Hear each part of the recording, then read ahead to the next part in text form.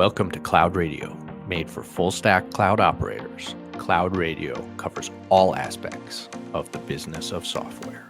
Hi, everyone. We've got CJ Gustafson. He's the CFO of PartsTech, which is a vertical SaaS in the automotive sector. They just raised a Series C of $35 million led by OpenView. Obviously, that's a very relevant topic for today. And CJ is also a very active writer, mostly Metrics, which is a Substack newsletter with thousands of subscribers and, kind of unique one as well in terms of like value-added features, in terms of equity compensation advice, and pretty authoritative coverage of a lot of like CFO type topics for SaaS. So reached out to him. He was kind enough to join the cast. So here we have him. CJ, do you want to give any more of your background? Yeah, thanks, Matt. Thanks for having me on. I've actually been listening to the podcast and also watched it live on LinkedIn a couple of times. So this is pretty neat. I'm a big fan of your newsletter and all your content. Thank you. So pumped the jam out on all things, SaaS metrics and finance stuff. But yeah, like you said, I'm currently CFO at PartsTech, a Series C B2B marketplace, and we serve the automotive space. So you can kind of think of us as kayak.com, but for auto parts. So like last time you needed to get your brakes fixed, the repair shop probably used our platform actually to find the most readily available parts so you could get back on the road. And so at the moment, we're serving over 15,000 garages across the US today. In terms of me, I started my career on the funding side of the table. I had stints in consulting and private equity. After having a couple of cups of coffee there, I moved over to the operating side of the table to help scale high growth startups. So most recently, I was at a cybersecurity company. And before that, I was at a backup and recovery company. And now in the vertical SaaS space. Like you mentioned, I read a newsletter called Mostly Metrics, mostlymetrics.com,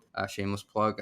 And you know that when you write about metrics for fun on weekends and nights, you're probably a pretty big benchmarking dork. So I'll admit that. And yeah, we're coming up on 30,000 subscribers, most of whom are CFOs and COOs, and really anyone out there who's an operator who cares about their company's performance. So that's my passion project and something that I think has a virtuous cycle of keeping me sharp at work on the trends. Awesome. Yeah, it's a great newsletter, and we'll include the show notes and kind of given your background. You know, earlier in your career, you were at Providence Equity, but now you're a CFO. You probably have a pretty interesting view on differentiating between investor metrics and operator metrics. Surprisingly little out there on that dichotomy between the two. I know Dave Kellogg had a good post. We'll include that in the show notes. But I want to hear from you, right? Where you're living and breathing it as a CFO. What are the big differences between investor metrics and operator metrics? Yeah, and I'm going to try to do my best Dave Kellogg impression. He's one of the guys out there that I look up to as a thought leader. So which metrics to use has always been a point of friction between investors and operators since way back in, the original Sandhill days. And the crux of it is that our investors are using metrics to make, binary decisions about, park capital in this company versus that one. And operators are trying to use metrics that allow them to make day-to-day decisions. I mean by make decisions is decide which levers to pull at what times to make a change in the business occur, to take action. And you see investors use metrics that are usually compound metrics. And so a compound metric is one that has multi-variable inputs. So in other words, there isn't a clear single lever that you can pull within your operations to improve how something is going, say if you don't like the output.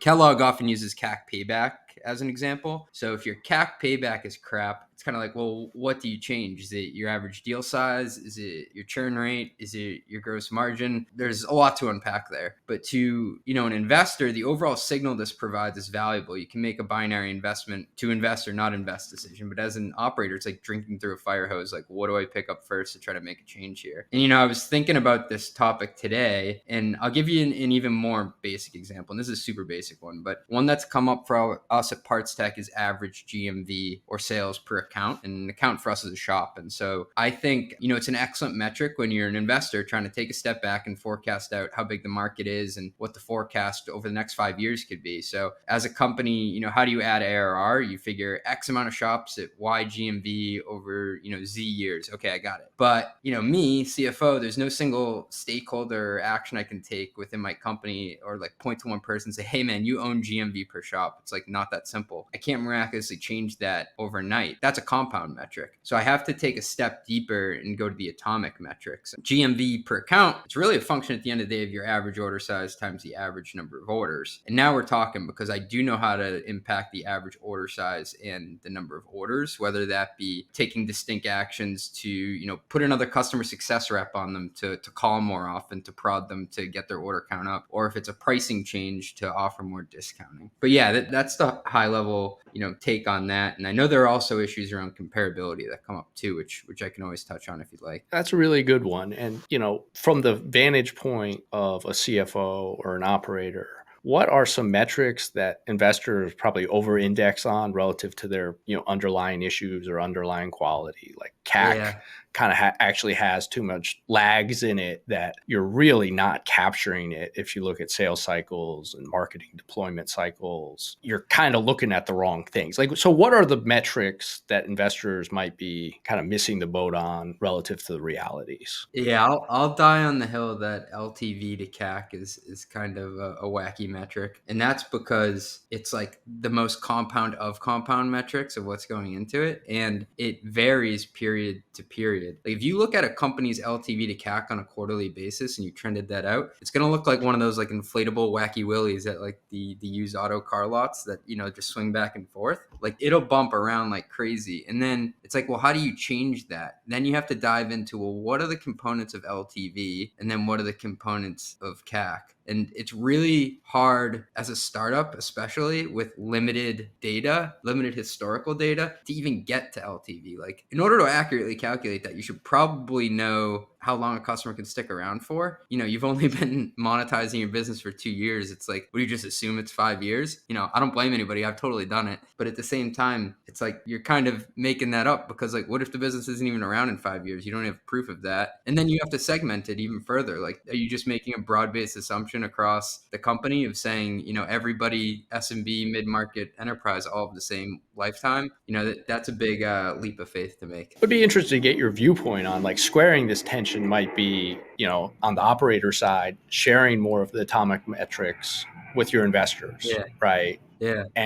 But then that also runs the risk, right? You're overwhelmed, or that all of a sudden, from the operator's perspective, do you really want to have to speak to every tiny, tiny, tiny driver at all times? Oh man, I've been there before too. Like I remember I had this SaaS dashboard at a previous company that I would maintain, and I counted it one day. I was counting 12 different variations of renewal and retention. So you had gross dollar retention, net dollar retention, gross account retention, renewal rate in period. Like it just went on and on and on. And then eventually we got to the point where we actually stack ranked which ones investors cared about most and which ones we cared about most. And we made sure like the top 3 that we cared about and they cared about were on there. I think at the end of the day, we ended up with 4 to 6, cuts of what it means to keep a customer around. I'll call it that. But yeah, you do run the risk of like sending too much noise at somebody and then like not having the signal. Or if the investor isn't in the business day to day, you may scare them away, which you don't want to do either. Yeah, it's an interesting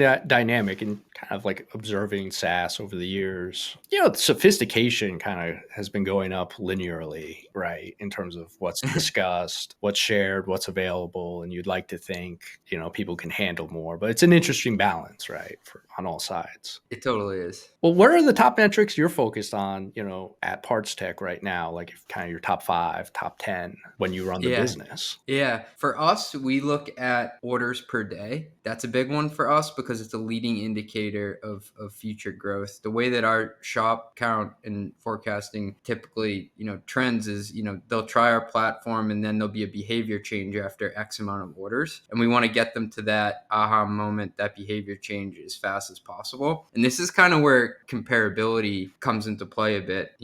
We stack rank all the time what the best metrics are. And I think that you have to have nuance when you look at a company that has a different business model sometimes than your other portfolio companies. And what I mean by that is, we're not a typical SaaS company where you charge the end customer the same amount every month. We charge the supplier, not the garage, which further complicates it, but it's a usage-based model where the number of orders per month impacts how we charge. And say if there are less days in one month to another, that makes a big difference. So I've had investors who, rightly in their minds, suggests that you just multiply, what you ended the month at by 12. But even though that's simple, it's probably not comparable to other companies in the portfolio because not every month has the same number of business days. So the average, this goes to like something in the business that you start to like realize you have to get really close on that I didn't know about like before I came here. The average month is 22 business days, but March this year had 24. Okay. So if you didn't take that into consideration, you might actually miss a 9% swing in either direction. That really isn't reflective of the underlying business's health, but it's really just reflective of, hey, the number of at-bats you had because you had more days. And so you could actually have a month where you do less sales, but more on a day count adjusted basis. So in all our metrics, we also try to take seasonality into account. And that's what I think really good investors do as well. They apply seasonality for different business models and different go-to-market motions. So for us, we see a spike in sales when people get their checks back from the IRS actually in the spring, and they go and do that maintenance that they've been putting off for their cars. That's something I would not have known from outside coming into this business. Or,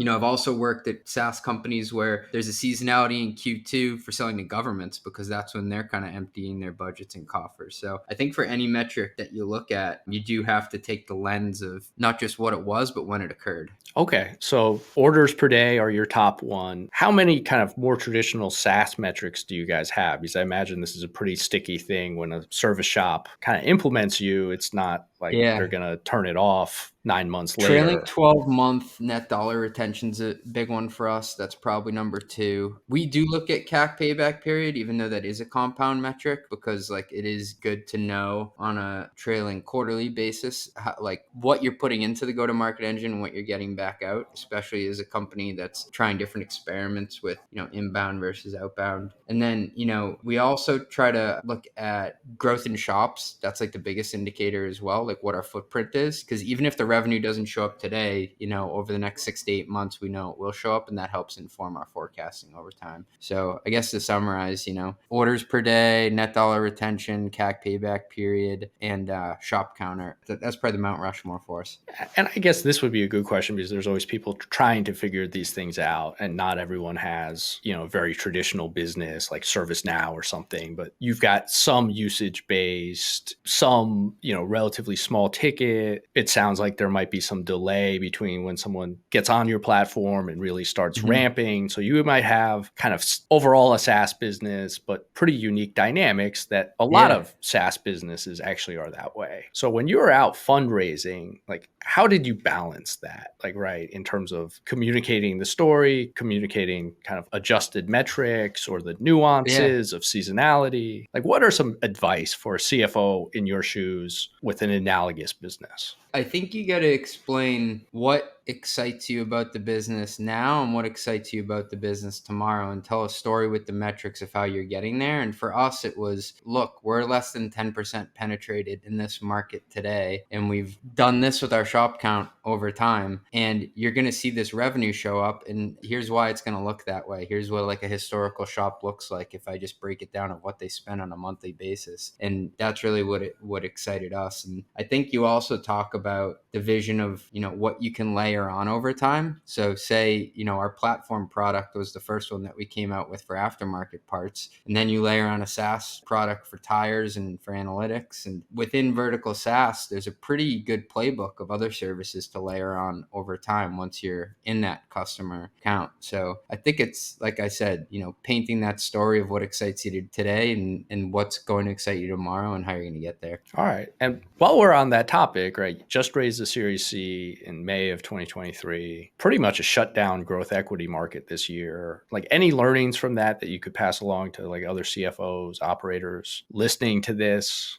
Yeah, I would say to play long-term games with long-term people. I'm lucky to have investors who put in the time to understand our business model, to understand how we've scaled to date and how we want to run experiments in the future. And also, like, I look at investors as all having different SKUs. And what I mean by that is, yeah, they're all giving you capital. That's like one checkbox, but they all specialize in different things. So like, I'll give you an example. OpenView, who we work with, is fabulous on the recruiting front. We don't have a large recruiting marketing, department as a company, but they help find talented people for us. They're also really good with their advice around product-led growth and helping there. Insight, another one of our investors, is really great with all the analytics and data they have from, their 400 or however many portfolio companies it is. So getting into the mind of that, their on-site team that can lend advice and, a myriad of topics under the sun. But yeah, I think there are other investors out there, hypothetically, that, you may want to team up with them, not just for the money, but maybe they can introduce you to customers. Like, that's a very valuable skew for investors. So I think it's kind of figuring out what they're uniquely qualified to help you do. And like, there are also investors like Tiger, and part of their skew is that they don't really bug you after they give you the money. Like, they're pretty quiet. If you call on them, I'm sure they'll help, but they're not going to be, uptight on you either. They're kind of more silent capital, I'd call it. And what type of investor do you prefer? Like a kind of weekly reporting cadence, or do you prefer a Tiger style? Like they kind of just leave you alone? Yeah, I'm going to take the cop-out answer and say something kind of in the middle. I think weekly is a little too much just because your head's down operating the business, but talking on the monthly is always helpful because while you may know how to run the business better, they've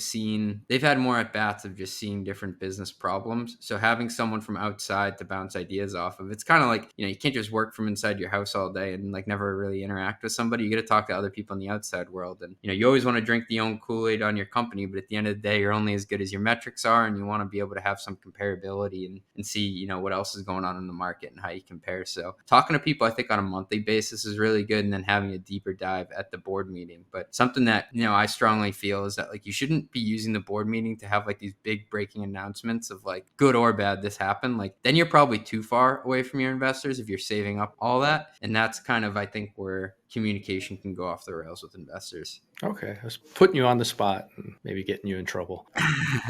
And we'll move over to another topic. And it sounds like it's something you're going through right now with OpenView, and kind of your new role is building out a team and, recruiting talent. And let's just say you're a technical founder or non-business founder. You've hit traction where you're going to actually need a real finance organization. Yeah. Even a small finance team to get going. Right. Like, what advice would you have for them in terms of like pattern recognition? This is the type of talent to look for. Go look in these places. These are the characteristics you want. Like, just some broad-based advice for a technical founder. Yeah, I mean, first and foremost, like regardless of what stage you're at, I always try to screen for what I call financial athletes. So kind of a corny term, but I believe it's someone who's willing to jump in and solve really any sort of finance or strategy related problem, and you can tell just like this general curiosity paired with this confidence to go deeper on stuff the org needs help with. So curious and confident. I think like being curious just isn't enough. You have to be confident enough to like chase that down, do the work in your own time, and actually ask for more. And I don't mean a generalist though when I say a financial athlete. I think that generalists are really good when you're like seed through Series B. That means you can kind of hop in and do everything. You're like mile wide but an inch deep. What I mean by financial athlete is someone who's really game to try anything. They have this competitive spirit to learn something new whenever they need to and get up to speed as fast as possible. And, they can eventually,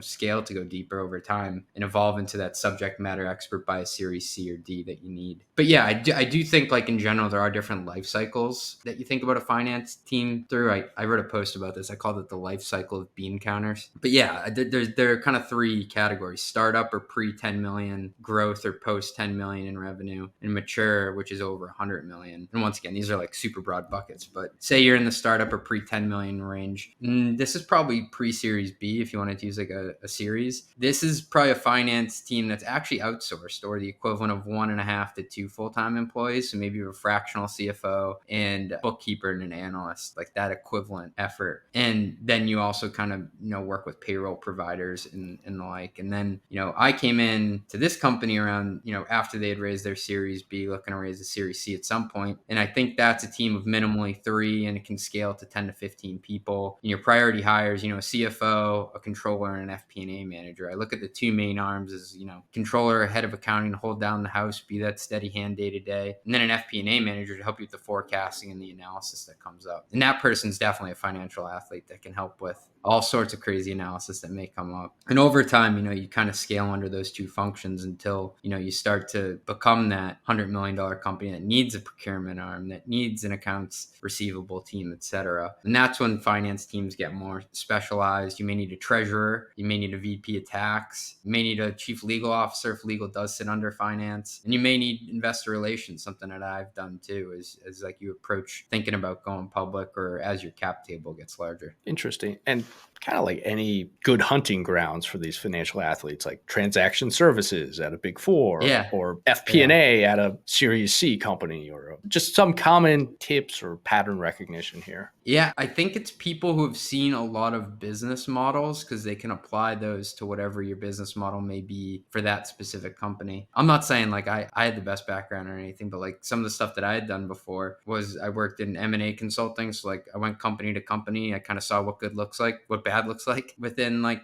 how companies make money. And then working within FP&A at other companies is valuable because that person has a unique seat to see every department, how it runs. And if you're in FP&A, you kind of get like a doctorate in how to ask questions. So you kind of get the ability to go out into the org and ask whatever your curiosity may be about, hey, why do we staff the product team this way? Why are there that many engineers in the front end versus the back end? Just ask all sorts of crazy stuff. And I find those people who come from an FP&A background can also go to the strategy side. They can go to the investor relations side. There are a lot of different things you can do because you've had this unique view of the org, how it makes money, how it rolls up its costs, and how it organizes resources. But pattern recognition from outside, say consulting is always good. Investment banking can be good, but really anyone that's hungry to learn about business models and can also do some math and then speak to it. I think, the icing on the cake is when you can not only do the math, but you can tell a story with it. That's something I also try to test for in a lot of interviews. So I'll give a case study that does involve some level of numerical work, but then give me the what ifs. What do you put on a billboard after this to tell me the story? Interesting. All right. Well, that's good advice. I think like there's some takeaways there for folks. And then since we're on the topic of building out teams, and I know on Mostly Metrics, again, your newsletter, you have some content and calculators around equity compensation. Like Right. how does all of that work? And like, what are some of your viewpoints here? Yeah, I mean, when I got in the startup world, this whole equity thing was like a complete black box to me. And since then, it's become something I'm super passionate about, distilling into concepts that people can understand and how it applies to them. And that's because an equity grant at a startup, it's super intimidating to ask about because it's complex, but it's also maybe the single most important negotiation you'll have in your career. And many startup employees forget that the most concentrated asset in their personal financial portfolio, other than maybe their house, is their ISO or NSO grant. It's probably sitting in a desk drawer collecting dust somewhere or in a Carta account that you forgot the password to. So I'm definitely keen on taking equity seriously and learning how it impacts you financially. And so how can people who are,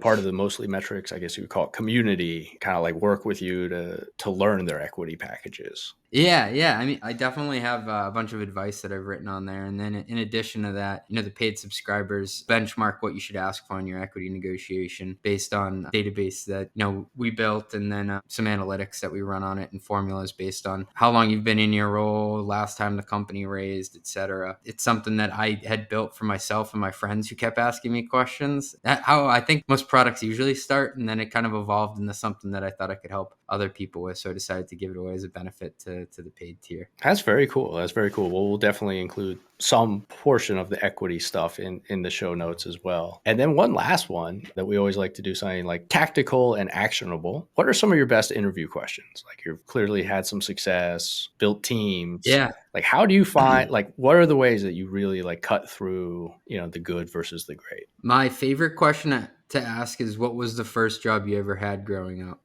I think you get to a lot of interesting stories of like, hey, I did, I worked in my parents' restaurant, or, my dad was a mason and I helped him. And not everybody has that story necessarily, but you kind of get to know the person, what they started out doing. And then if they can connect that in some way, that's what you're also looking for, to what they're doing today, what they learned from it, how it kind of shaped them. The story's usually better if it's like a crappier job that you started out with. So that's one question. Another one I like to ask is, what's your favorite metric to track? What's a metric you think is overrated or overplayed? And I also, like to ask people what they want out of the job, where they want to be in 5 years. Because when I hire someone, I'm ideally hiring for not where we were yesterday, but where we're going. And if it's someone who speaks to something that was 6 months behind us, I know that's probably not a good fit. And you want people who want to grow with the company and share in its success. And I think that's something like I've done a lot of thinking about kind of when the best time to join a company is and how you can fit in. And you kind of want to test for if that person is a right fit for that chapter and kind of the company's journey. And let's, tying that back to the whole equity compensation, like when is the best time to join a company? Kind of risk reward, everything in that regard. Sure.